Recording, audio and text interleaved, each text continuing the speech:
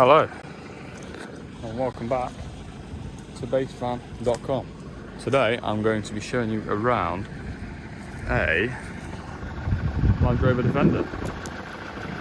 So without further ado, we'll take a look just around the outside. The general bodywork on this thing is pretty nice on the most part for a Defender. It's quite good to look at.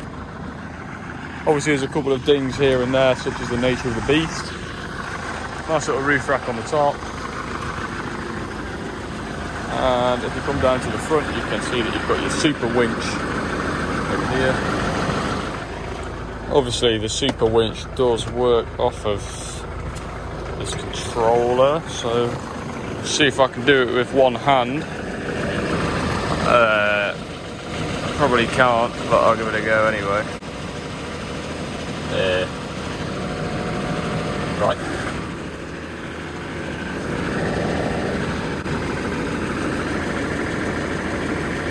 Alright, so I'm back in the cab and then switch on the isolator,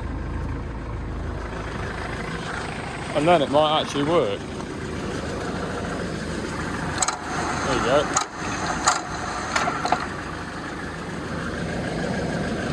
So there's your super winch. That works. So that's good.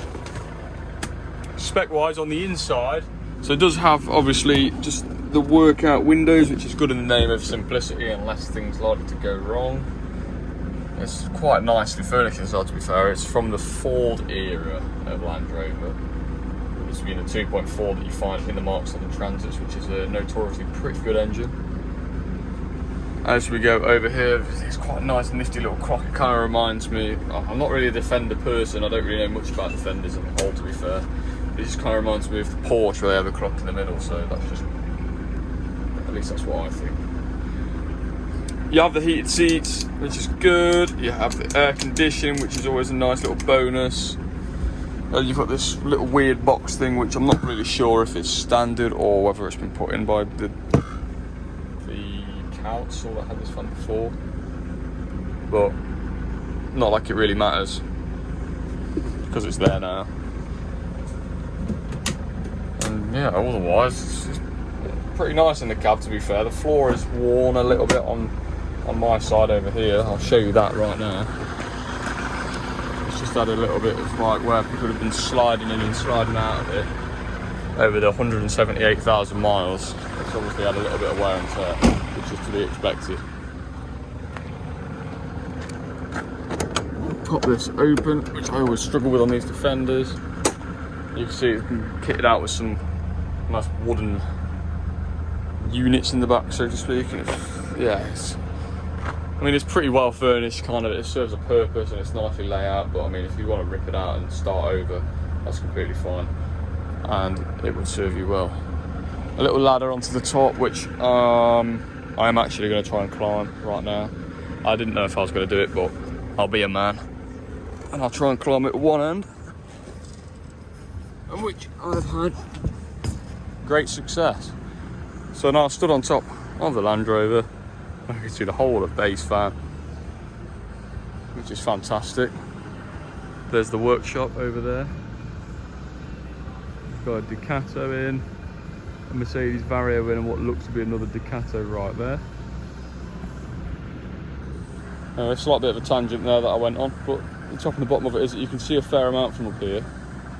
And with it having the roof rack and everything, you can kit it out quite nice on the top, maybe with a deck, so you can have a nice little lounging area on the road. Or maybe you want to put a roof tent on it or a roof box, so you can make it into the perfect sort of off-grid camper van machine, if you will. Anyway, I'm not going to attempt to get down here with my phone in my hand, so without further ado, I'll see you on the washbow and we'll go and look at it underneath. Right, so she's on the ramp. Currently have 4% on my phone and it's about to rain, so I'm going to make this quick but informative. So it does have the big BF Goodriches on the back. 44th week of 2023. I say on the back, it's got them on the front as well. But as you can see, they're in good condition with no horrible perishing or anything like that, which is always nice. Just actually looking underneath the vehicle, it's nice. Obviously you've got the plastic arches up there. I mean, you can see for yourself it's in pretty decent condition underneath. I dare say it's pretty close to mint. Probably an underseal away from mint in fairness, and then it'd be absolutely spot on. Obviously these things are workhorses, they don't really have a die unless they rot away. So if you can get one like this, where it isn't rotten at all, may just be onto the winner. As I said before, it is the Ford 2.4 litre that you find in the Mark 7 Transit, which is pretty solid. And then you've got your 6-speed transmission as well, all your 4x4 stuff going on down there. If I just show you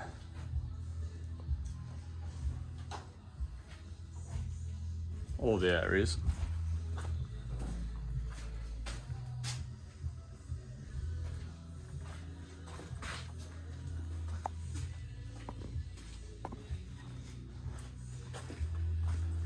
You can see, like I said, with an underseal, this thing would be absolutely spotless. So hopefully, if you're in the market for one of these, this has been an informative video, and we can see you down here to buy it. Thank you very much, and goodbye.